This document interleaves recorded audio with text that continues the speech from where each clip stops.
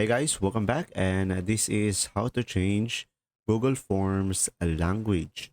So guys, first thing that you will do is simply go ahead and go to your Google Forms and just simply go ahead and select one of your forms. So just simply click on it.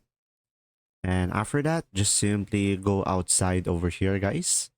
And from here, just simply right click on it. And after that, you should be able to see here this option, translate to English. So just simply go ahead and select this one. And after that, you will have this small pop-up window. You could just simply select these three dots over here. And now you should be able to have choose another language option. And from here, just simply click on this and you should be able to have here a list of multiple language that you could choose from. And after that, let's say I'm going to go for this language over here, which is Filipino, and click on translate. And from here, as you can see, the Google Forms will automatically change the language. And that's simply about it. I hope this video helped you understand more. If you do, leave a like and thanks for watching.